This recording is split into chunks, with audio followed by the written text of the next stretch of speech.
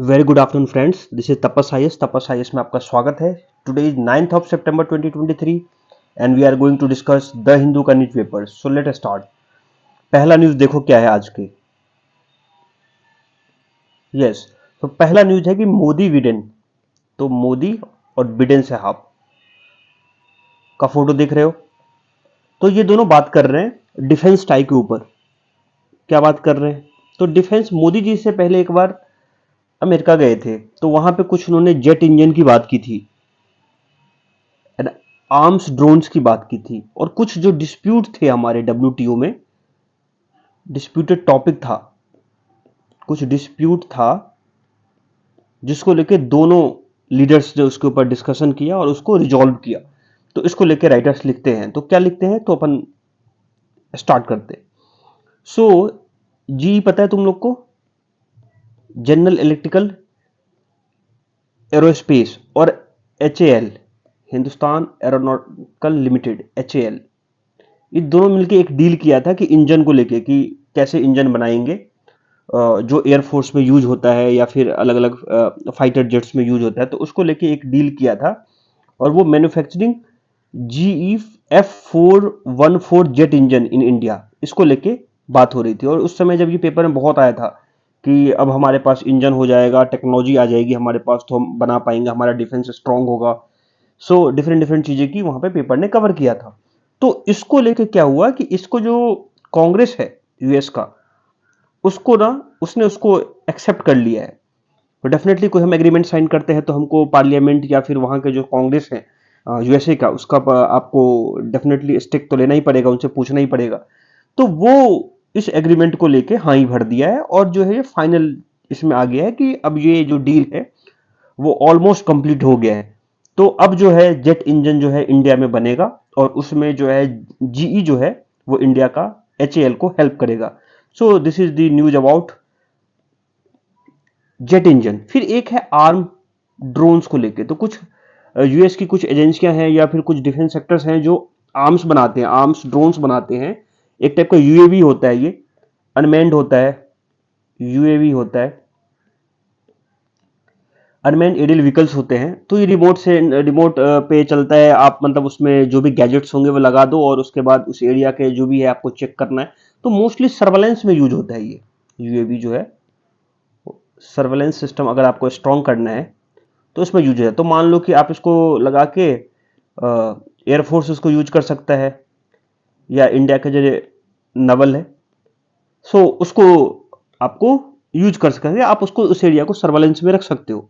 तो दो न्यूज हो गया। तो एक तो समझ गए, तो पहला न्यूज है कि जेट इंजन को लेके, दूसरा है आर्म्स ड्रोन्स को लेके, और तीसरा है डब्ल्यूटीओ को डिस्प्यूट को लेके। तो डब्ल्यूटीओ में जो डिस्प्यूट हुई होगी तो उसको सेटलमेंट के लेके बात चल रही थी, और उससे जो है उस एरिया को डेफिनेटली जो है, जिस जिस गुड्स में जिसके ऊपर डब्ल्यूटीओ में अपना डिस्कशन होगा या डिस्प्यूट हुआ होगा इंडिया और यूएसए को, अगर हम उसको रिजॉल्व करते हैं, 6 या 7 चीजें थी इसमें अप्रोक्सीमेटली, तो वो अगर उसको हम सॉर्ट आउट करते हैं तो ऑफकोर्स वहां का जो चीजें हैं वो इंडिया में आएंगी, और ऑफकोर्स इंडिया कंज्यूमर्स को और सबको उससे प्रॉफिट मिलेगा। तो ये एक अच्छा कदम है कि अगर आप अपने डिस्प्यूट को रिजॉल्व करते हो, जो डिस्प्यूट आपने अरेज किया था, कहीं पे अराइज किया था, कहाँ पे, डब्ल्यूटीओ में, तो उसको लेके है। तो ये दोनों लीडर्स जो हैं वो काफी, और इंडिया का टाई जो है अभी यूएसए के साथ काफी बेहतर है, तो आपको पता ही होगा। तो डेफिनेटली हम डिप्लोमेसी के थ्रू, टॉक के थ्रू, डिस्कशन के थ्रू उस प्रॉब्लम को सॉल्व कर सकते हैं। So India US friendship will continue play a great role in further global goods, तो ये राइटर लिखते हैं। तो ठीक है, WTO स्पोर्ट हो ही गया है आपको। तो this is all about India and USA. अब एक और भी चीजें हैं। जनरल एटॉमिक्स MQ9, ये वही है जो स्काई गार्डियंस, और जो दूसरा होगा वो सी गार्डियंस, उन दोनों को लेके न्यूज में है।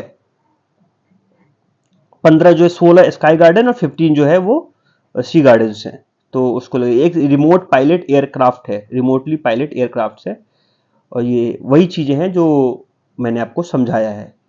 आर्म्स, जो आर्म्स ड्रोन्स हैं ये। सो ये पहला न्यूज था। आज के पेपर में मोस्टली जो है वो G20 को लेके है, तो कुछ इतना खास है नहीं, इतना स्ट्रेस डालना नहीं है अपने को। अब देखो, बाई इलेक्शन हुआ है तो कहाँ पे कौन जीता इंपॉर्टेंट नहीं है। Yes, court grants 4 more weeks 4 सप्ताह का और टाइम दिया है ज्ञानवापी जो है मॉस्क जो है उसको लेके। अब तुमको सबको पता है कि ये वाराणसी कोर्ट में गया, फिर हाई कोर्ट गया, हाई कोर्ट के बाद अगर नहीं पता है तो देख लो। वाराणसी कोर्ट में गया कि यहाँ पे मंदिर था या फिर जो भी था, आ जाने दो, जजमेंट हमेशा मैं बोलता हूँ उसके ऊपर बात करता हूँ। फिर वाराणसी कोर्ट से high court, Allahabad high court गया केस। ऑफ कोर्स तुम वहां पे अगर कुछ साइंटिफिक मेथड से तुम अगर वहां पे जांच करना चाहोगे कि वहां पे क्या था पहले, तो डेफिनेटली आपको कुछ न किसी का हेल्प लगेगा। तो आपको सबसे बेस्ट इंस्टीट्यूशन जो इंडिया में है वो है ASI, archaeological survey of India. ये है साइंटिफिक मेथड से वहां पे जाके चेक करते हैं कि यहाँ पे पहले क्या था। तो ये देख लेना। तो फिर ये जब ऐसी डिस्प्यूट हुई कि इस एरिया पे, इस मॉस्क पे पहले मंदिर था, मंदिर के कुछ शिवलिंग्स पाए गए, तो वाराणसी कोर्ट में केस गया। फिर सामने वाले ने इलाहाबाद कोर्ट ले गया, फिर इलाहाबाद कोर्ट से सुप्रीम कोर्ट गया, और सुप्रीम कोर्ट ने वापस उसको ज्ञानवापी जो ज्ञानवापी केस है उसको वाराणसी कोर्ट भेज दिया। वाराणसी कोर्ट को कुछ डायरेक्शंस देते हुए कि भाई आपको जो भी उसमें लिखे होंगे, ठीक है, वो हमारे लिए नहीं इंपॉर्टेंट है। लेकिन ये वापस सुप्रीम कोर्ट ने वाराणसी कोर्ट को भेजा और बोला कि आप एएसआई से करवाओ उसको। तो अब एएसआई जो है वो कर रही है। तो उनको, एएसआई को वाराणसी कोर्ट ने 4 वीक का और मोहलत दिया है कि साइंटिफिक तरीके से वहां पे पता करो कि वहां की एक्चुअल स्थिति क्या है, वहां पे शिवलिंग पाया गया कि नहीं पाया गया। वो उसको, उस पर आएगा जजमेंट, आएगा, डिस्कशंस होंगे तो हम उस पर डिस्कस करेंगे। इसके पॉलिटिकल न्यूज से बचना है अपने को हमेशा। तो ज्ञानवापी मॉस्क जो है वो, अब तो अपने को, अपने लिए इंपोर्टेंट क्या हो गया एज ए यूपीएससी एस्पिरेंट, इस न्यूज से तुम क्या निकालोगे? तो इस न्यूज से निकालोगे कि जो आर्कियोलॉजिकल सर्वे ऑफ इंडिया है वो कौन से मिनिस्ट्री के अंदर काम करती है। तो एएसआई के बारे में पढ़ो, आर्कियोलॉजिकल सर्वे ऑफ इंडिया कौन बनाया। उसके बाद दूसरा कि विच मिनिस्ट्री, फाउंडेशन फर्स्ट। दूसरा, विच मिनिस्ट्री के अंदर आता है, और पहला डायरेक्टर कौन था। ये ब्रिटिशर्स के समय में होगा, तो ऑफ कोर्स तो थोड़ा सा तुम्हारी हिस्ट्री भी स्ट्रांग हो जाएगी। तो देख लेते हैं, काम आसान कर दिया हूं। Archaeological survey of India is Indian government एक एजेंसी है that is responsible for archaeological research and conservation and preservation of cultural historical monuments. जितने भी मोन्यूमेंट्स हैं उसको, उसके कल्चरल हिस्ट्री को बचाना, उसको कंजर्व करना, उसको प्रिजर्व करना, ये आर्कियोलॉजिकल सर्वे का काम है। 1861 1861 it was founded, archaeological survey of India is founded in 1861 by Alexander Cunningham. सबको पता होगा ये नाम, ठीक है, नहीं पता है तो रट लो। So which was become by first, और वही जो थे first director general of ASI बने थे। सो इसको याद रख लो, 1861 आर्क अलेक्जेंडर कनिंघम, ठीक है। इसका हेडक्वार्टर जो है न्यू दिल्ली में है, और ये मिनिस्ट्री ऑफ कल्चर के अंदर आता है। This is very important. कभी कभी मिनिस्ट्री पूछता है, तुम मानो ना मानो, कभी कभी कंफ्यूजन हो जाता है। तो बहुत सारे लोगों ने मुझे एक बार लिखा था कि भाई एक बार ऐसा मिनिस्ट्री पूछ लिया था, उसमें मैंने कुछ इन्वायरमेंट का था, कुछ इस टाइप का क्वेश्चन था, और उसमें उन्होंने इन्वायरमेंट मार दिया था शायद, कुछ इस टाइप का। तो आप मिनिस्ट्री को लेकर कंफ्यूज मत हो। जो एजेंसियां हैं, जो वो है वो कौन सी, जैसे सीबीआई, सीबीसी, कुछ भी अगर पूछ लिया तो कौन से मिनिस्ट्री के अंदर है, तो आप उसको, मिनिस्ट्री को धीरे धीरे पढ़ते जाओ। बाद में जो तुम विजन के जो करेंट अफेयर पढ़ते हो, पीटी 365 और फिर मेंस का 365, तो उसमें तुम रटते हो कि पीटी 365 में, उसमें स्कीम में लिखा रहता है कि कौन से मिनिस्ट्री के अंदर आता है, तो रटते रहते हो। तो रटना नहीं है। तो अभी तुम सोचो कि ज्ञानव्यापी मॉस्क आया है, एएसआई है, तो एएसआई जो है मिनिस्ट्री ऑफ कल्चर के अंदर आता है। वेरी सिंपल, इजी रखो लाइफ को, ज्यादा स्ट्रेस नहीं लेना है लाइफ में। सो एएसआई तुम्हारा कंप्लीट हो गया। अब ये वही है, एक एग्जांपल के लिए मैं फोटो तुम्हारे लिए आसानी के लिए लगा दिया हूं कि ये जो है वो क्या है, एक एयरक्राफ्ट है, जेट एयरक्राफ्ट है, या फाइटर है, फाइटर जेट समझो। तो इसके जो इंजन्स हैं, इंजन की बात हो रही है, वो बनाएगा यूएसए प्लस इंडिया, समझ रहे हो। और कंपनी का नाम है जीई, वो मैं ज्यादा लिखना नहीं चाहता हूं बार बार कि सर आपने ये क्या लिख दिया। तो जीई है, जनरल इलेक्ट्रिकल्स, और एचएएल है, तो आप वो देख लो। फिर ये दूसरा जो है वो ड्रोन है, यूएवी है, जिसको अमेरिकन डिफेंस बनाता है, कोई कंपनी है होगी, या फिर सरकार ही बनाती होगी। तो ये भी देंगे, तो इससे सर्वेलेंस करने में आसानी हो जाएगी। आपको जो इंडो पैसिफिक रीजन पे जहां पे आपको चेक रखना है, या फिर बॉर्डर एरिया जहां पे इन्फिल्ट्रेशंस होते हैं, उस पे आपको ये बहुत काम आएगा। तो ये सिक्योरिटी का क्वेश्चन है, आपको सिक्योरिटी के सब्जेक्ट्स जो है आप उसको GS2 में या जो भी है जहां है उसको देखोगे तो आपको ये यहाँ पे दिखेगा कि अनमैन्ड व्हीकल्स क्या होता है, एयरक्राफ्ट व्हीकल्स क्या होते हैं, तो वो पूछ सकता है। और सिग्निफिकेंस क्या है, रोल क्या है इंडियन सिक्योरिटी प्रोवाइड करने में इसको, तो आप उसको देख लेना। रेलिवेंट लगा था इसलिए मैं डिस्कस किया। अब ये चाइनीज लोग आए हैं इधर, ऑफ कोर्स, तो G20 है तो चाइनीज अटेंड करने आए हैं, उनका प्रीमियर जो है। सो जिनपिंग साहब तो आए नहीं है, प्रेसिडेंट साहब तो आए नहीं है, तो इनके जगह पे ये आए हैं। तो उसको लेकर तिब्बतियन लोग जो है, जो मजनू का टीला है, आप लोग को नॉर्थ ईस्ट अगर दिल्ली पता हो, नॉर्थ दिल्ली पता हो, तो मजनू का टीला एक जगह है, अच्छा जगह है। तो आप वहां पे देखेंगे तो वहां पे जो तिब्बतियन लोग हैं उन्होंने एक पीसफुल प्रोटेक्ट जो है डिमोन्स्ट्रेशंस किया है कि उनको जो तिब्बत को लेके है, उनका इशू हमेशा, चाइना और तिब्बत का इशू हमेशा है कि we want to raise the issue of Chinese government to occupation of Tibet को लेके जो है। तो वो एक पीसफुल प्रोटेस्ट था और बाद में ये लोग डिस्पर्स भी हो गए। तो इसको लेके है, तो अपना जो है नाराजगी चाइना को लेकर उन्होंने दिखाया। सो ये तो चाइना और तिब्बत थोड़ा सा किसी दिन ऐसा मौका मिलेगा तो मैं डेफिनेटली चाइना और तिब्बत का पूरा जो वो है हिस्ट्री वो ट्रेस करूंगा और बताऊंगा कि क्या है। इंटरेस्टिंग है, पढ़ना जरूर अगर टाइम है तो। नेक्स्ट नेक्स्ट सारे पॉलिटिकल न्यूज और फिर G20 नॉट इंटरेस्टेड, वही वाला सेम कंसेप्ट, जबरदस्ती को थोपना नहीं है पढ़ाते समय कि क्योंकि मुझे वीडियो बनाना है 1 घंटे का तो कुछ भी बनाऊंगा।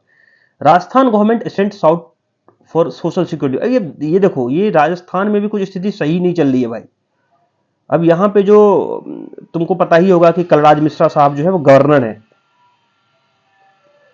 सो गवर्नर वर्सेस चीफ मिनिस्टर जब भी ऐसा होगा ना, तो तुम मुझे याद रखना कि सरकारिया कमेटी जो है, पुंछी कमेटी, याद है ना सरकारिया, या फिर वो मेरे पॉलिटी के कंप्लीट पॉलिटी सीरीज में आएगा तो वहां पढ़ लेना सरकारिया। जो नए लोग हैं, जो न्यू है, जो 2024 के अटेम्प्ट दे रहे हैं, उनको हो सकता है नहीं पता हो सरकारिया और पुंछी कमीशन, राधाचल्य कमीशन, बहुत सारे कमीशन हैं गवर्नर्स को लेके।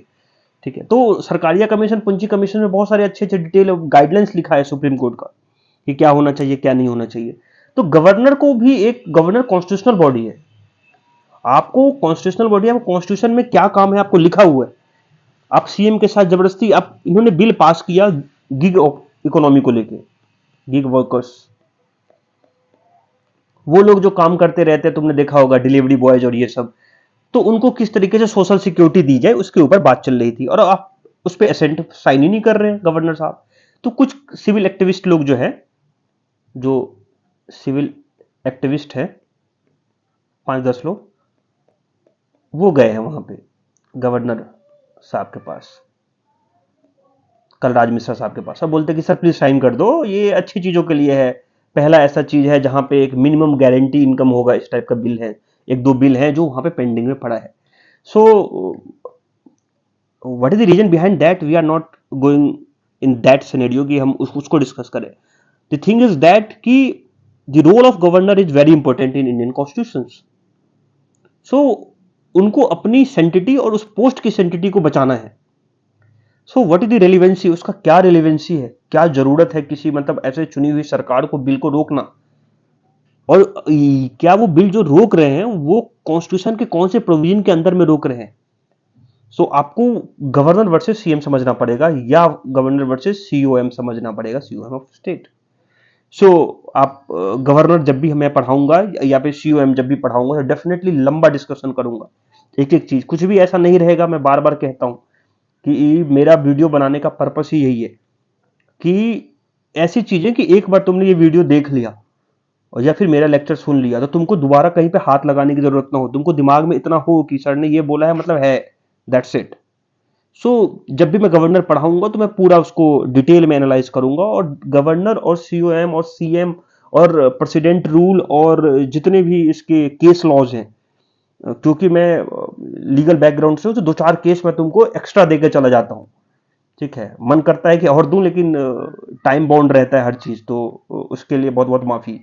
तो गवर्नर और सीएम को पढ़ेंगे अच्छे से। फिलहाल तो राजस्थान में असेंट को लेके, गवर्नर के असेंट को लेके थोड़ा सा दिक्कत है, याद रखना। और यही गवर्नर जो है, याद रखना, वेस्ट बंगाल में भी बहुत, वेस्ट बंगाल का गवर्नर वर्सेस ममता दीदी, इसको भी याद रखना। फिर वही तुमको एलजी वर्सेस सक्सेना साहब, सक्सेना दिल्ली गवर्नमेंट की बात करो वर्सेस एनसीटी ऑफ दिल्ली,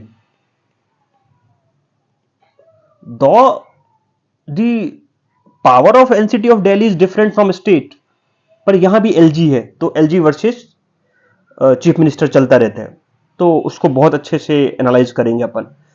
फिर उसके बाद पॉलिटिकल न्यूज, नॉट इंटरेस्टेड, पढ़ने की जरूरत नहीं है टिल देन कि जब तक कि तुम पॉलिटिकल साइंस के स्टूडेंट हो, तुमको इंटरेस्ट हो। अब जेडीएस क्या कर रहा है कर्नाटका में, तुमको क्या मतलब है? अगर तुमको ये भी पढ़ाना लगू कि चलो ठीक है कि वो अलग चीज हो जाएगा यार, पढ़ा सकता हूं कि येदियुरप्पा और बीजेपी के संबंध कैसे हैं, और फिर वहां पे जो जेडीएस है वो देवगौड़ा साहब की पार्टी है, वो किस तरह का है, इंटरेस्ट नहीं है, बता दूं, लेकिन तुमको कॉस्ट टू बेनिफिट रेशियो कम है, आइडियोलॉजिकल मिसमैच है इंडिया में, नॉट इंटरेस्टेड। एशियान को लेके लगातार मैं तुमको बताते आ रहा हूं, फिर कुछ नया लिखे नहीं है राइटर कि जो किस टाइप को इकोनॉमिक फोरकास्ट, ये 2000, ये जो यूनाइटेड नेशन का जो अनकैड्स होते हैं ना, वो ट्रेड के बारे में बताते हैं, ये इसकी बात कर रहा हूं, यूएन सीटीएडी। सो वो ट्रेड के बारे में बताते हैं। फिर उन्होंने जून 21 को ये बताया है कि जो सेकेंड हाफ ऑफ 2023 है ना, वो बहुत सारी चीजों से गुजर रहा है। सो देखो कि क्या सब से गुजर रहा है। तो वर्ल्ड इकोनॉमिक के बारे में फोरकास्ट किया है और बोला कि लगातार इन्फ्लेशन बढ़ेगा, बढ़ेगा, ये रशिया यूक्रेन का वॉर चल रहा है, हर चीज उस टाइप की चीजें हैं तो बढ़ेगा, फाइनेंशियल वल्नरेबिलिटीज बढ़ेगी, geopolitical tension already dominated mode में चल रहा है, चाइना जो है, चाइना वर्सेस, वीडियो देखा करो, अगर नहीं देखो तो बस मिस मत करो, नहीं तो फिर समझ में नहीं आता ये। चाइना वर्सेस फिलीपींस, अगर तुम्हें याद हो, अभी न्यूज में चल रहा है, तो जियोपॉलिटिकल टेंशन पहला, दूसरा Russia versus, Russia versus Ukraine. So ये दो तीन तो तुमको वैसे मिल जाएंगे, तुम जब देखोगे कि जियोपॉलिटिकल टेंशन में ये सब बड़ी चीज है। फिर गल्फ कंट्री को भूलो मत। फिर चौथा तुम देखोगे जो साउथ अफ्रीकन कंट्री है, अफ्रीकन कंटिनेंट बोलना चाहिए वैसे, अफ्रीकन जो है, African, not south Africa, African continent में जो कंट्री है वो कूप से, नाइजर कूप, माली, बुर्किना फासो, बहुत सारे ऐसे हैं, और अभी तो गेबोन, ठीक है। ये सारे चीजें जो है यहाँ पे जियोपॉलिटिकल टेंशन क्रिएट करेगा, और ये जब टेंशन क्रिएट करेगा तो तुम मानो ना मानो, तुमको उसका फूड के इन्फ्लेशन पे, एनर्जी के इन्फ्लेशन पे उसका इंपैक्ट तुमको देखना पड़ेगा। और वर्ल्ड जो ऑर्डर है वो भी थोड़ा थोड़ा तुमको दिखेगा कि अच्छे नहीं है। इसीलिए that is the reason the prime minister of India has said that in ASEAN summit में कहा है कि कोविड के बाद, पोस्ट कोविड के बाद वर्ल्ड, जो वर्ल्ड का ऑर्डर है उसको एक सही डायरेक्शन में काम करने की जरूरत है। और उसके बाद फिर ये है कि एलनिनो का इंपैक्ट ऑलरेडी इंडिया के ऊपर भी है, तो इंडिया ने भी बहुत सारी चीजें ऐसे की हैं, जैसे राइस के हम एक्सपोर्ट करते थे, तो राइस के एक्सपोर्ट को हमने रोक दिया है।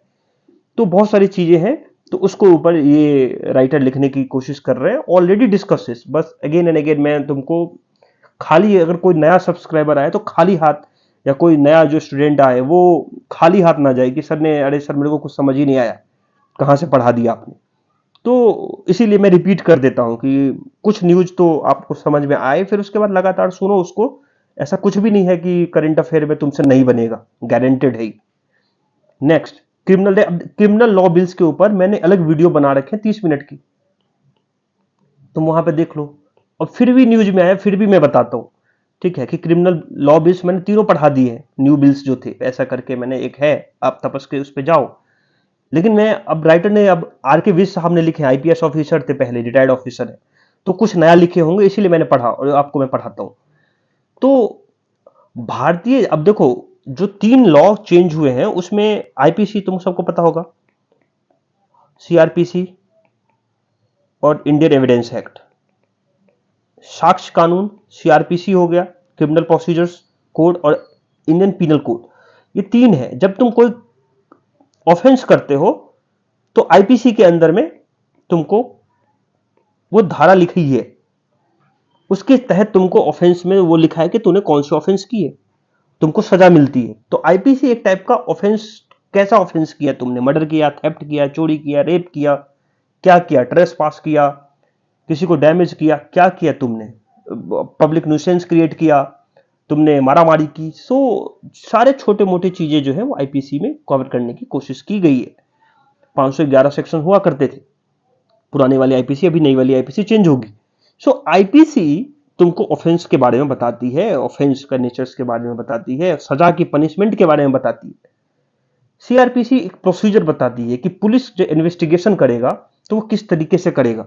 तो सीआरपीसी तुम्हारा वो है, एक प्रोसीजरल कोड है कि you don't have to cross the limit, तुमको वो प्रोसीजर फॉलो करना पड़ेगा। Suppose that the investigation officer are not following their duty as per the constitution, as per the provision of CRPC 1973, then what will happen, उस समय क्या होगा। तो तुम उसको क्रॉस क्वेश्चन, तुम्हारे एडवोकेट जो है वो क्रॉस क्वेश्चन पूछ सकता है उसको ट्रायल के समय में। जज पूछेगा कि भाई साहब, आईओ साहब, क्यों नहीं फॉलो किए ये सब चीजें, आपको एफआईआर क्यों नहीं रजिस्टर्ड किए, आपने ट्रायल के समय में ये चीज ध्यान क्यों नहीं किया, रखा, फॉरेंसिक आप रिपोर्ट क्यों नहीं लिए, पोस्टमार्टम का रिपोर्ट क्यों नहीं लिए। तो बहुत सारी चीजें जो है सीआरपीसी में लिखा हुआ है, तो आप उसको फॉलो करवाना है। और वो कौन सी चीजें हैं जिसके ऊपर किसी को सजा मिलेगी या एक्विटल होगा, या तो उसको एक्विटल होगा या तो पनिश किया जाएगा। तो वो इंडियन एविडेंस एक्ट है, साक्ष्य अधिनियम है वो, कि ये एविडेंस था, ये डिजिटल एविडेंस था, ये डिफरेंट डिफरेंट एविडेंस था, डॉक्यूमेंट्री एविडेंस था, ये फैक्ट था, ये रिलेवेंट फैक्ट्स था, मैं डिटेल में नहीं जाता। तो इंडियन एविडेंस एक्ट वो एक टाइप का साक्ष्य का वो है जो उस पे बोलते हैं ना, सबूत क्या है तुम्हारे पास, सबूत की बात करता है इंडियन एविडेंस एक्ट। तो ये तीनों चीजों को, तीनों जो अधिनियम थे, कानून थे, उसको अमेंड किया गया है, उसको चेंज किया गया है, उसको रिपील करके नया बनाया गया है और उसकी जो है पार्लियामेंट में उसमें रखा गया है अभी, और अभी पास नहीं हुआ है। अभी अभी डिफरेंट डिफरेंट लोग उसमें, स्टडिंग कमेटी जो होंगे, जो कमिटीज होंगे पार्लियामेंट के, वो उस पर बहस करेंगे, फिर उसके बाद पास होगा। तो राइटर विज साहब जो है, आईपीएस ऑफिसर है, वो आज भारतीय नागरिक सुरक्षा संहिता की बात कर रहे हैं, इसकी बात कर रहे हैं। और ये जो है भारतीय नागरिक सुरक्षा संहिता जो है वो सीआरपीसी को बोला गया है, ठीक है। सो आप इसको याद रखिए। तो ये चीजें तीनों को नाम चेंज करके इंडियन हिंदी नाम रखा गया है। तो नाम को लेके भी कुछ स्टेट है उसको आपत्ति है, ठीक है, तो उसको देखेंगे। तो एक तो हो गया भारतीय न्याय संहिता, तो वो हो गया आईपीसी तुम्हारा। भारतीय नागरिक सुरक्षा संहिता ये तुम्हारा हो गया सीआरपीसी, और भारतीय साक्ष्य अधिनियम जो है बिल हो गया वो तुम्हारा इंडियन एविडेंस एक्ट। तो इसको नाम चेंज किया गया। अब इसमें क्या क्या दिया गया है वो तुमको पढ़ा देता हूं। सो ये राइटर ये लिखते हैं कि कॉग्निजेबल ऑफेंस, तो कितने लोग को ये नहीं पता है कॉग्निजेबल और नॉन कॉग्निजेबल ऑफेंस क्या होता है।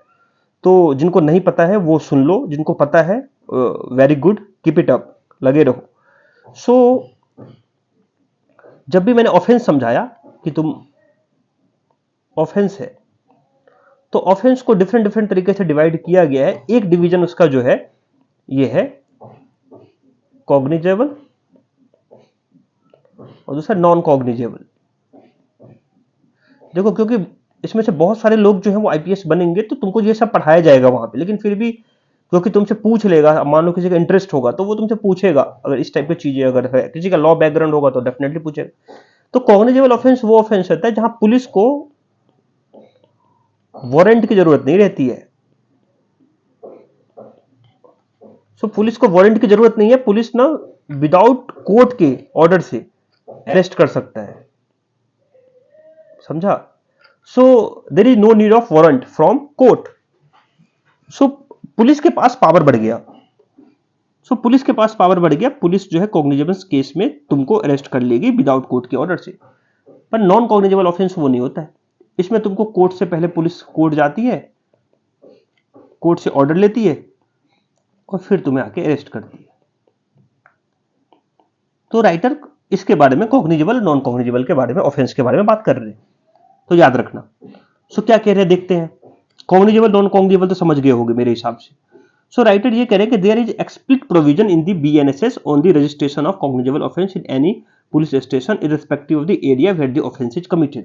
पहले तुमने देखा होगा कि जहां पे ऑफेंस होता था ना, उस नियरेस्ट थाने में तुमको जाना पड़ता था, वो एरिया के थाने में कहता था अरे ये तो मेरा थाना है ही नहीं, गोल चक्कर, 1 2 3, तुमको इस पुलिस स्टेशन से उस पुलिस स्टेशन, उस पुलिस स्टेशन से इस पुलिस स्टेशन करवाते थे तुम्हें वो।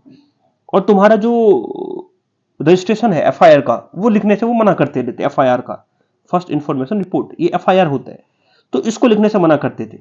अब जो है कंसेप्ट, उस समय भी 0 एफआईआर था कि कहीं भी तुम लिखवा सकते हो ऐसा करके, लेकिन वो इतना प्रचलित, ये प्रैक्टिस नहीं था, मतलब एक ये है था, इनफॉर्मल था, प्रैक्टिस में भी था, लेकिन डिपेंड करता था कि कौन कितना स्ट्रांग है, उस बेस पे एफआईआर की रजिस्ट्रेशन होते थे। और मैंने खुद ही पर्सनल बहुत सारे ऐसे केसेस देखे हैं जिसमें देखा कि बहुत सारे क्लाइंट्स ऐसे आते कहते हैं कि सर मेरा एफआईआर ही नहीं लिख रहा है पुलिस वाला। ठीक है, तो फिर उसके अलग अलग जो चीजें हैं वो मैं उनको बताता था, मैं उसको काउंसलिंग करता था कि आप एफआईआर कैसे लिखा सकते हैं। सो एफआईआर को लिखने में बहुत दिक्कत होती थी, तो एक 0 एफआईआर तो प्रैक्टिस में था, लेकिन इनफॉर्मल था, फॉर्मल नहीं था। उसको उन्होंने इस वाले कानून में इनको एफआईआर, तो आप इसको ये याद रखना कि 0 एफआईआर का प्रोविजन इस वाले में 10th नंबर पे इन्होंने डाल दिया। तो हम पहले ये समझ लेते हैं कि भारतीय नागरिक सुरक्षा संहिता जो 2023 है, उसमें क्या क्या चीजें हैं जो रखी गई है। तो ये 8-10 चीजें अगर तुमको ऐसा पूछे कि क्या क्या है, तो आप इसको लिख दोगे ना, तो तुम्हारा काम बन जाएगा। तो अंडर ट्रायल्स के लिए है डिटेंशन ऑफ अंडर ट्रायल्स। अब तुम समझो कि तुमको जेल में उठा के रखा हुआ है, तुमको रखा है 3 महीने हो गए, 6 महीने हो गए, कभी कभी तो यार ऐसा हो जाता है कि पनिशमेंट जितना होता है, समझ रहे हो, कि पनिशमेंट मान लो कि 3 साल है, तो 1 साल से वो जेल में है साहब, 2 साल जेल में हो गए, लेकिन उसका ट्रायल नहीं चल रहा है, अंडर ट्रायल है वो। तो ऐसे चीजों में बोला गया है कि अगर मान लो कि वो 1/3, 1/3, या फिर जो भी उसमें लिखा है कि अगर इतना दिन अगर वो उसने काट लिया, जेल में है, अंडर ट्रायल है, वो ट्रायल नहीं चल रहा है, तो उसको फिर बेल मिल जाना चाहिए। तो उसको लेके एक ये वाला detention of under trial, under trial बहुत बड़ा प्रॉब्लम है।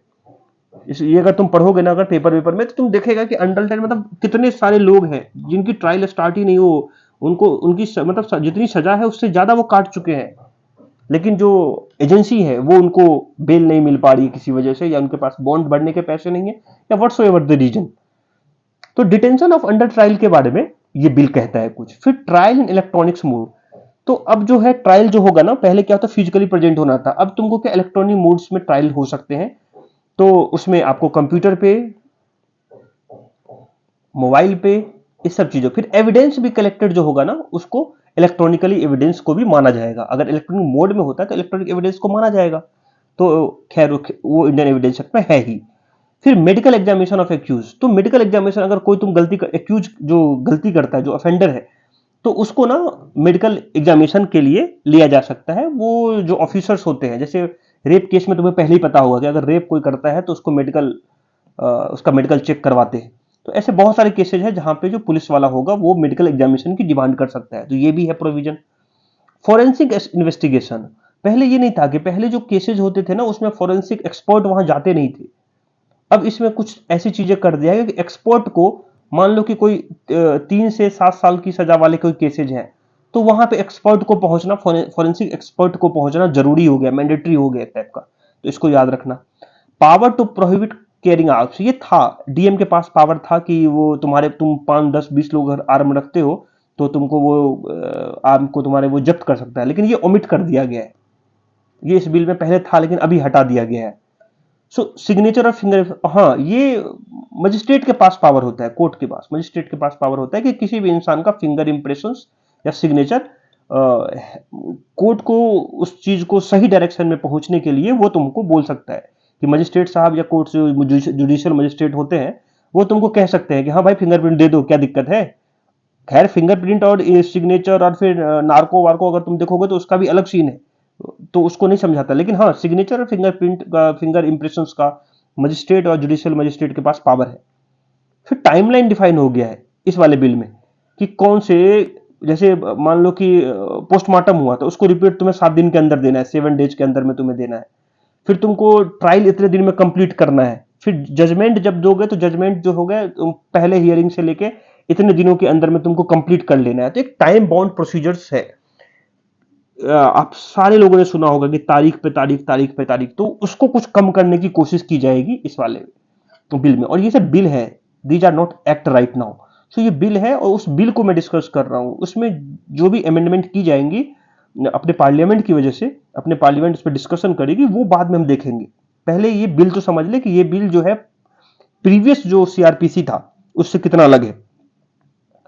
Trial in the absence of offender, बहुत समय तुमने सुना होगा कि गलती किया है तो भाग जा यार, यहां से भाग जा, कोई दूसरे स्टेट में जाकर बैठ जा, और वो ऑफेंडर आता नहीं रहता है, उसको नोटिस समन किया जा रहा है, बार बार समन किया जा रहा है, आता नहीं है। लेकिन अब इसमें ऐसा है कि अगर एब्सेंस होगा ऑफेंडर्स, तब भी उसका जो है ट्रायल जो होगा वो स्टार्ट कर दिया जाएगा। फिर मेट्रोपोलिटन मजिस्ट्रेट था, ये हटा दिया गया, ओमिटेड कर दिया गया, तो इसको मत लिखना, ओमिटेड।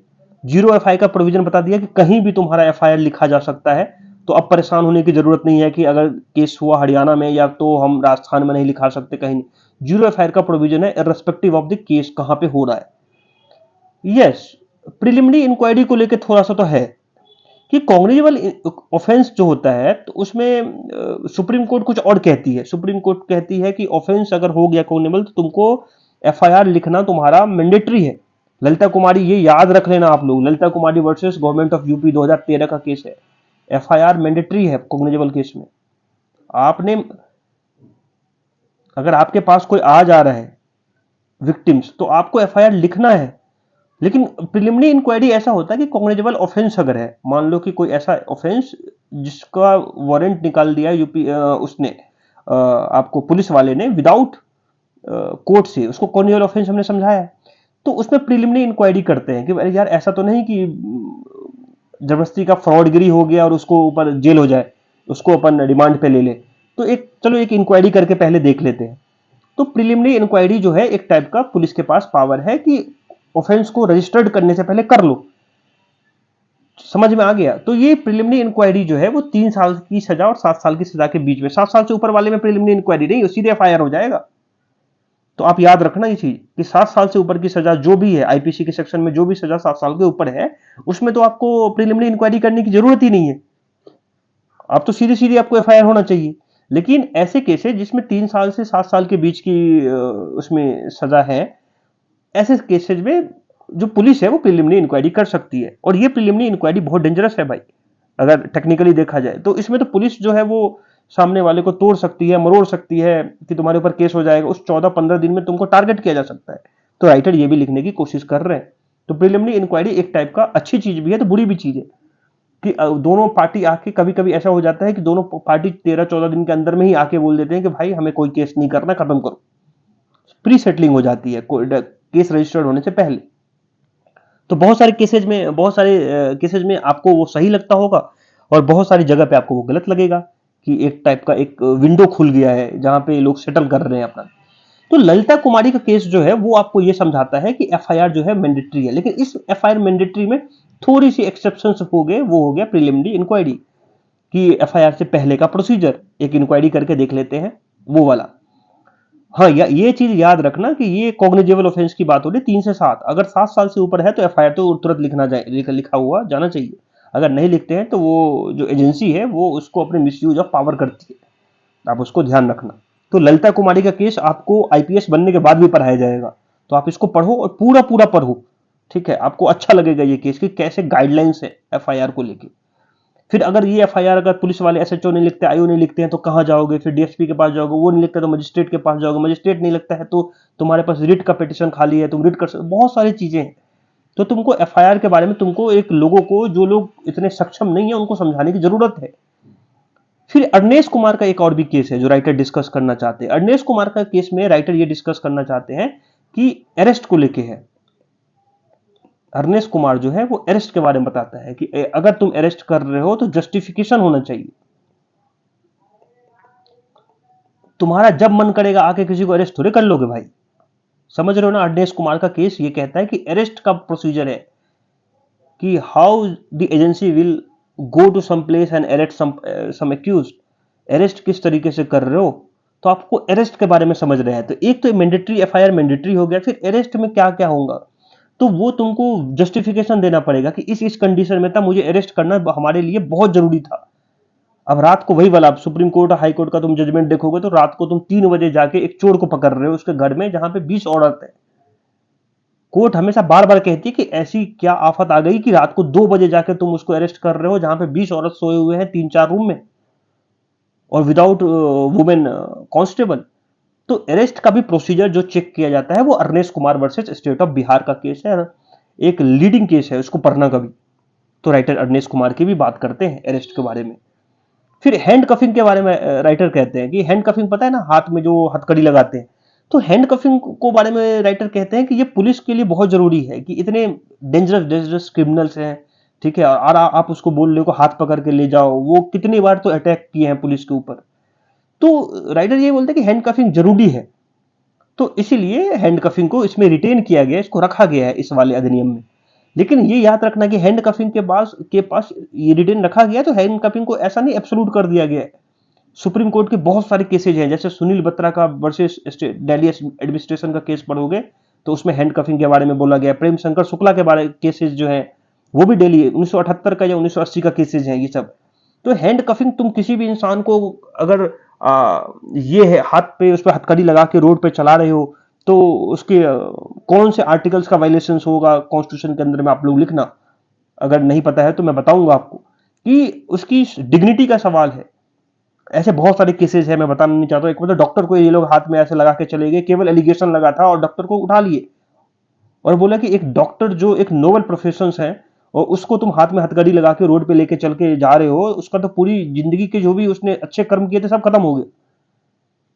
तो ये सोसाइटी को अच्छा इंपैक्ट देता नहीं है, कोर्ट ये कहती है। तो हैंड कफिंग प्रोविजन होना चाहिए, लेकिन उसमें डिफाइन होना चाहिए कि कौन से लोगों को, टेररिस्ट को, क्रिमिनल एक्टिविटी जो मर्डर किया है, रेप किया है, उनके लिए। एक जनरल क्लॉज नहीं होना चाहिए कि हर बंदे को हैंड कफिंग लगा दो। तुमने रोड पे देखा होगा कि कुछ भी होता है तो हथकड़ी लेके पुलिस वाले खड़े हो जाते हैं।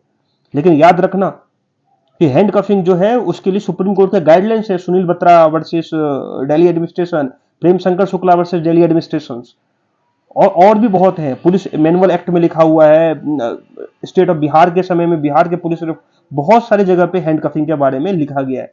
इवन जो प्रिजनर्स एक्ट्स होते हैं यूनाइटेड नेशंस के, जो इंटरनेशनल लॉज हैं, उसमें लिखे गए। तो हैंड कफिंग को लेके एक साइड ये बात की जाती है कि इतने डेंजरस क्रिमिनल्स को से हमें बचना है तो उसके हाथ तो बांधने पड़ेंगे।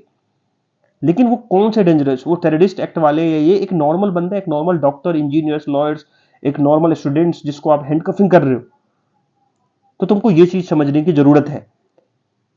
जो टू फिंगर टेस्ट है जो रेप केसेज में होता है, ये भी अनकॉन्स्टिट्यूशनल है। सुप्रीम कोर्ट ने इसको बोला है कि अनकॉन्स्टिट्यूशनल है, लेकिन इसके बारे में मिनिस्ट्री ऑफ वुमेन और जो चाइल्ड होती है डेवलपमेंट होती है, WCD होती है, उन्होंने भी लिखा है कि ऐसा नहीं होना चाहिए, लेकिन ये प्रोविजन में डाला नहीं गया है। तो इस काफी अनफॉर्चुनेट है। आप टू फिंगर टेस्ट से आप वो चेक कर रहे हो कि जो विक्टिम्स हैं वो सेक्सुअल इंटरकोर्स को लेकर कितनी हैबिचुअल्स हैं, लेकिन ऐसा नहीं है। वो उसकी वुमेन की डिग्निटी का सवाल है। ऐसा थोड़ी है कि आप इस के बेस पे कह सकते हो। ये मतलब एक मेडिकल प्रैक्टिस नहीं है, एक कोई साइंटिफिक टेक्निक्स नहीं है, समझ रहे हो क्या? साइंटिफिक टेक्निक्स नहीं है कि आप टू फिंगर टेस्ट से कह सकते हो कि हाँ अरे ये रेप विक्टिम जो है वो हैबिचुअल है सेक्सुअल इंटरकोर्स का। तो उसके लिए एक मेथोडोलॉजी होनी चाहिए, डिफरेंट होगा, जो साइंटिफिक बेस्ड होगा। तो सुप्रीम कोर्ट ने ऐसे बहुत सारे जजमेंट में कहा कि अनकॉन्स्टिट्यूशनल है और इसको CRPC में लाना चाहिए कि ये प्रोसीजर सही नहीं प्रोसीजर है रेप के केसेस में, लेकिन ये इसको कुछ शामिल नहीं किया गया है। So this is all about criminal laws के जो ओवरहॉल्स हैं उसके बारे में राइटर लिखना चाह रहे हैं। और कुछ चीजें हैं जो मैं आपको बता देता हूं। एक चीज और भी है, हाँ यस, तो ये टू फिंगर टेस्ट वाले में जब आपको लिखना हो ना, तो ये Rajesh versus state of Haryana, Neelu at the rate of Rajesh and another's versus state of Haryana का केस लिखना, ठीक है। तो ये आप इसको लिखोगे। उसके बाद ये बोल रहे हैं कि क्योंकि ये पुलिस ऑफिसर रह चुके हैं, IPS रह चुके हैं, तो उन्होंने लिखा है कि इतनी सारी चीजें हैं और पुलिस तो अपनी ही प्रॉब्लम से जूझ रही है, जैसे under staff, poor mobility, insufficient training infrastructures, poor housing. Police colony जाके देख लेना कैसे वो ऐसे कंडीशंस में रहते हैं। Police personnel works under this, इसके personnel works under stressful conditions. Therefore, the colonial mindset will go only if the police reform is taken. Prakash Singh committee पढ़ना कभी। Police reform is taken up into entirely, not just tweaking someone's provisions or applicable law। पूरा police reform की जरूरत है ठीक है, केवल ये नहीं कि छोटे-छोटे टुकड़ों में आप कुछ-कुछ पुलिस को दे रहे हो और आपको अंडर स्टाफिंग तो है ही भाई, 24 48-48 घंटे काम करते हैं ये लोग। सो हमें ओवरऑल चीजें समझने की जरूरत है। आप केवल ये नहीं कह सकते कि पुलिस जो है, हमारे यहाँ की पुलिस जो है इनएफिशिएंट है। आप उनकी उनकी प्रॉब्लम तो समझो पहले कि कितने, हो सकता है कि बहुत सारे पुलिस करप्ट हैं, डिफरेंट डिफरेंट चीजें हैं, मैं मानता हूं ऐसी चीजें होती है, लेकिन सारे नहीं है भाई। और कौन से लोग जो है जो इतनी प्रॉब्लम में भी काम कर रहे हैं, आप उसको उनके इंफ्रास्ट्रक्चर तो देखो। उनके ऊपर तो पैसे नहीं खर्च किए जाते हैं। पुलिस पुलिस चौकी को जो एक वो होनी चाहिए, जो उनके फॉरेंसिक, जो उनके पास डिवाइस होना चाहिए, जो उनका, इवन इनमें तो मोबाइल की बात की गई है ऑडियो वीडियो रिकॉर्डिंग के लिए, कुछ भी नहीं है। आप कह रहे हो, आपने एक कानून बना दिया कि आपको फॉरेंसिक एक्सपर्ट चाहिए और आपको वीडियो ऑडियो रिकॉर्डिंग करना है। कौन से फोन से? फोन तो दो उनको, इंफ्रास्ट्रक्चर तो दो, तब तो वो रिकॉर्ड करेंगे ऑडियो विजुअल हर जगह का सीन का, वहां पे जाके रिकॉर्डिंग करेंगे। अभी तो वो अपने फोन से करते रहते हैं। बहुत सारी चीजें हैं जो राइटर लिखने की कोशिश की है। मैंने आपको डिटेल में समझाया, इससे पहले भी एक डिटेल वीडियो मेरा क्रिमिनल लॉ के ऊपर है, आप लोग देखें। यस, एक इंटरेस्टिंग न्यूज ये है कि रिपैट्रिएट जो है, इसका मतलब होता है कि अपनी जो होम है, होम कंट्री, उसमें वापस भेजना या वापस लाना। तो ये वाला तुमने मूवी देखी है क्या? नहीं देखी है तो जाके देखो, ये वाली मिस्टर चटर्जी वर्सेस नॉर्वे, ये केसेस हैं एक्चुअली इसके ऊपर।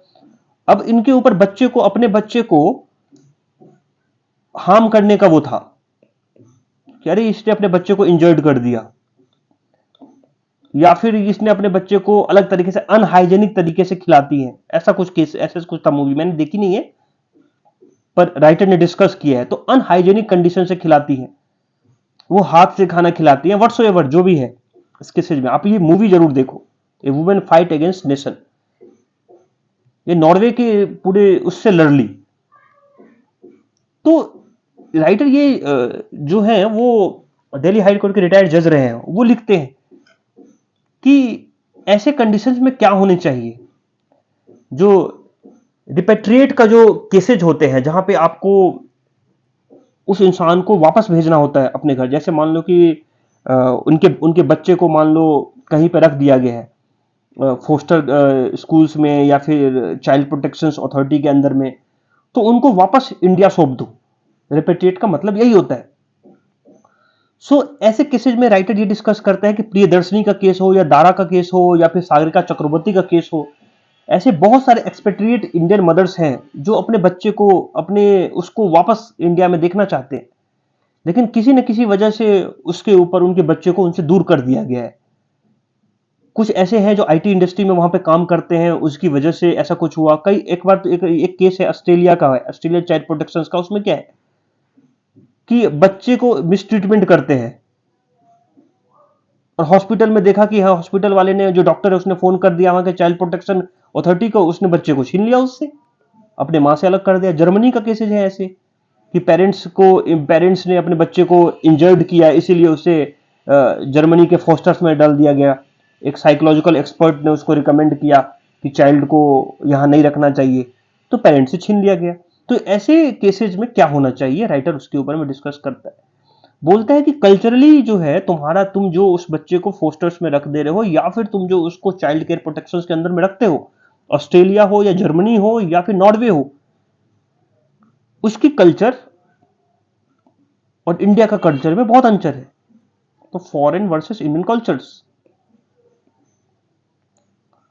दोनों के कल्चर अलग हैं। और अगर तुमने उसको उस तरीके से रख दिया, तो जो इसकी आइडेंटिटी है बच्चे की, वो खत्म हो जाती है। अपने मातृभाषा को लेके, अपनी मातृभूमि को लेके जो उनको है, mother tongue and mother country, वो बच्चा धीरे धीरे अपनी आइडेंटिटी भूल जाएगा। तुम उसके बचपना उससे छीन रहे हो। तो राइटर उनके बारे में, जो जज साहब है, उसके बारे में लिखते हैं। फिर ये बोलते हैं नॉर्वे वाला केस तुमको, मिस्टर चटर्जी वाला वही हो गया। एक बंगाली फैमिली है, नॉर्वे रिपेट्रिएट्स, अपना उसको, इसने अपना लड़ाई लड़ी, तो उसको लेके है कि कैसे। तो ये राइटर इसके बारे में बताना चाह रहे हैं कि एक डिसीजन होना चाहिए, डिसीजन मेकर्स एंड गवर्नमेंट को इसमें सोचना चाहिए कि ऐसी चीजों में कैसे होम कंट्री को उसके बच्चे को दिया जाए, where they can live with extended family और grow up the family culture. वहां पे वो अपने, अगर मान लो यहाँ पे मान लो डाइवोर्स हो गया तो यहाँ पे बड़ी फैमिली होती है भाई, दादा होते हैं, नानी होती है, बहुत सारे बुआ होते हैं, वो उनको पाल सकते हैं। एक बंदा टॉर्चर कर सकता है ना भाई, पूरा फैमिली थोड़ी टॉर्चर करती है। केवल इसके नाम पे आप उसको कल्चरली सुपीरियर दिखाने की वजह से आप उस बच्चे को उस माँ से छीन ले रहे हो, ठीक है। सो ये बहुत गलत है। तो ये वाला केसेस तो बहुत ही इंटरेस्टिंग है। आप इसको आपका जो कंपैशन होता है किसी चीज के लिए कि आप ह्यूमन के प्रति आपका क्या है, वो आप कम कर रहे हो, तो उसको लेके है। थोड़ा तो ह्यूमैनिटी को देखो, इसको लेके है। प्रिजुडाइज मत हो किसी के कल्चर्स को लेके, इस टाइप की चीजें बात की जा रही है और बहुत ही अच्छी चीजें लिखी गई है। तो ये बोल रहा है कि प्ले बुक अगर तुमको चेंज करो, अगर तुमने अपना इस तरीके से अभी तक बच्चे के केसेस में ऐसे ट्रीट किया है, तो this is the right time to, you have to change the rules. So playbook को चेंज करने का समय है। और रिपेट्रिएट के केस में जो है वो जहां की भी हो, अगर इंडियन केस में भी अगर ऐसा होता है तो वो उनकी जो होम स्टेट है, होम कंट्री है, उनको सौंपा जाए। भले ही उसके ऊपर चेक रखो, वहां की संस्था रखेगी, तुम उसके साथ टच में रहो, लेकिन ये ब्लैंकेट बैन मत कर दो कि भाई तुमको तो देंगे ही नहीं बच्चे। सो राइटर इसके बारे में डिस्कस करते हैं। सो this is all about this. Next, not interested. ये अभी तक सेंसस 2021 की सेंसस होने वाली है तो हुई नहीं है। तो नेशनल फूड सिक्योरिटी एक्ट जो है उसके अंदर में इतने लोगों को मिलना चाहिए था और इतने लोगों को नहीं मिलेगा, तो इस टाइप का जो जयराम रमेश साहब है कांग्रेस के, वो एक टाइप का वो लगा रहे हैं। ये एक चीज और भी आई है, criminal trial ideally need dynamic जज। तो जज के ऊपर में सुप्रीम कोर्ट के जो कुछ जज हैं वो इस टाइप की चीजें, क्रिमिनल ट्रायल जब भी होता है तो जज जो होता है, जो सेशन जज होते हैं और ये लोग होते हैं और जो मजिस्ट्रेट होते हैं जिनके सामने, जिनकी पीठ में आपकी केस लगती है क्रिमिनल कोर्ट में, तो वो स्पेक्टेटर की तरह बैठो मत। आप एक रिकॉर्डिंग डिवाइस मत बन के बैठो, इसके ऊपर डांट पड़ रही है और या फिर उनको एडवाइस की दी जा रही है। रिकॉर्डिंग मशीन मत बनो भाई, क्योंकि प्रोसिक्यूटर लगा रहा है, डिफेंस हो रहा है, तुम बैठे हो एक मशीन की तरह टाइप कर दिए और फिर चले गए। एक्टिव रोल प्ले करो। ये सुप्रीम कोर्ट कह रहा है कि तुम मुझसे क्वेश्चन पूछो, तुम विटनेस को पूछो, क्रॉस क्वेश्चनिंग पूछो, वकील को पूछो, मन करे नया फैक्ट आया है तो फिर से बुलाओ। तुम्हारे पास इतने सारे हैं, सेक्शन 165 पढ़ो। तो सेक्शन 165 क्या कहता है? एविडेंस एक्ट कहता है कि अनरिस्ट्रिक्टेड पावर है ट्रायल कोर्ट के पास। Any question he pleased in any form, कोई भी क्वेश्चन किसी भी फॉर्म में, कभी भी किसी विटनेस को या किसी पार्टी को अबाउट द फैक्ट रिलेवेंट और इररिलेवेंट, कोई भी ऐसा फैक्ट जो रिलेवेंट हो या इररिलेवेंट हो, in order to discover facts, fact की खोज में। तो तुमको जज को इतना एक्टिव होना चाहिए। समझ रहे हो राइटर क्या कहना चाह रहे हैं? कोर्ट ये कह रही है, सुप्रीम कोर्ट कह रही है क्रिमिनल ट्रायल की जज लोगों को कि डायनेमिक जज बनो, ठीक है। यहां पे स्पेक्टेटर और रिकॉर्डिंग मशीन की तरह मत बैठा करो। तो कोर्ट में देखा नहीं होगा, या बैठे रहते हैं जज, तो इस टाइप की चीजें इन्होंने एनालाइज किया होगा और बोल रहे हैं कि सेक्शन 165 को अच्छे तरीके से इंप्लीमेंट करो। बहुत सारे जज ऐसे हैं जो हमारे सीनियर को देख रहे हैं कि वो एक्टिव रहते हैं भाई, लगातार क्वेश्चन पूछ रहे हैं। क्वेश्चन पूछने से तुमको फैक्ट निकलता है। तो क्रिमिनल ट्रायल में जब भी ऐसा कुछ क्वेश्चन आए तो जज को लेके, तो जज के बारे में ये वाली चीज तुम सुप्रीम कोर्ट को कोट करते हुए लिख सकते हो। फिर बहुत सारे लोग आए, ऋषि सुनक साहब आए, फिर उसके बाद साउथ कोरिया के लोग आए, ठीक है, चाइनीज लोग आए, G20 चल रहा है, ऑलरेडी डिस्कशन हो चुका है बहुत। रिजल्ट आएगा इसका, जो भी आएगा इस पे कौन कौन से एग्रीमेंट साइन हुए तब डिस्कशन करूंगा। अभी फिलहाल का तुम्हारा बर्डन नहीं बढ़ाऊंगा। यूक्रेन वॉर अभी तक लंबा चलेगा, एंटोनियो साहब कह रहे हैं। G20 में हमें शामिल करो, बहुत जरूरत है। अफ्रीका के जो यूनियन चीफ हैं, जो कॉमरोड्स के प्रेसिडेंट है, वही उनके यूनियन चीफ हैं। सो ये लिखते हैं कि क्या हमें, मतलब हम खुद ही प्रॉब्लम में, अफ्रीका में, कुल मिलाकर अफ्रीका में आके इन्वेस्ट करो, ये कहना चाह रहे। इन्वेस्ट करो अफ्रीका में। अफ्रीका के पास बहुत सारे रिसोर्सेज हैं। अफ्रीका जो है फेमाइन से गुजर रही है।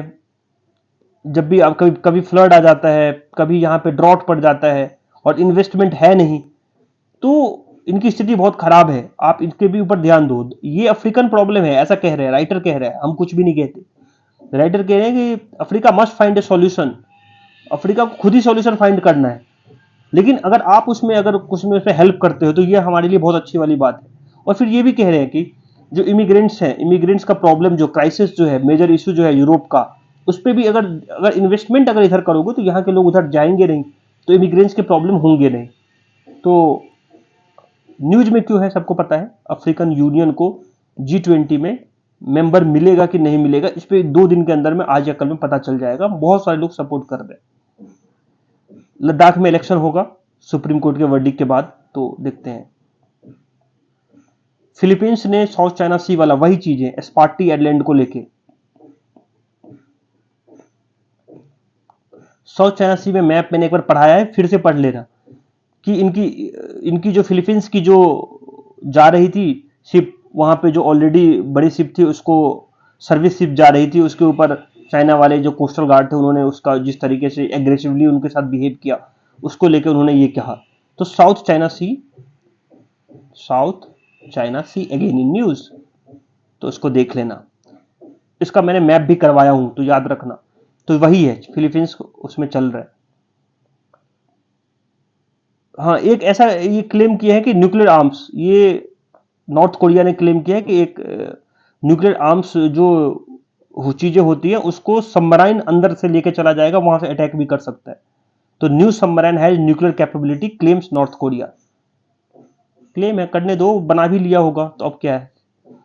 फिर इंडोनेशिया के साथ हम अपने संबंध अच्छे करेंगे। चाइना और इंडोनेशिया का संबंध भी साउथ चाइना सी को लेकर अच्छा नहीं चल रहा है, तो बोल रहे हैं कि अच्छा करेंगे, जो बेल्ट रोड इनिशिएटिव में है। तो इसको इंडोनेशिया कह रही है कि नहीं भाई, थोड़ा इलेक्ट्रिकल व्हीकल इंडस्ट्री में थोड़ा हेल्प कर दे, तो उसको भी देखना थोड़ा सा। फिर इलॉन मस्क ने कहा है कि यूक्रेन उस समय पे मेरे से स्टारलिंक का वो मांगा था, जो इनके जो स्टारलिंक का, स्टारलिंक पता है ना, सैटेलाइट से, सैटेलाइट से नेट, आपको नेट मिलता है, इंटरनेट। तो इस टाइप का एक चीज यूक्रेन ने मांगा था, मैंने मना कर दिया, अदरवाइज वो वहां पे अटैक कर देते सेवास्तोपोल जो है उसके ऊपर, तो उसको लेके तो मना किया, तो रशिया ने थैंक यू बोला है, तो वो है G20। ठीक है, यही है। आरबीआई डिसकंटिन्यू ICCR, ये अलग से मैं तुमको समझा दूंगा, ये इकोनॉमी का सब्जेक्ट है, और मैं जब ये पढ़ाऊंगा जिस दिन SLR CRR बैंक रेट, ठीक है, तो वो उस दिन मैं तुमको ये चीज पढ़ा दूंगा कि आईसी जो कैश रिजर्व रेशियो होता है, उसमें इंक्रीमेंटल कैश रिजर्व रेशियो क्या होता है, एक लेवल ऊपर है, वो मैं तुमको समझा दूंगा।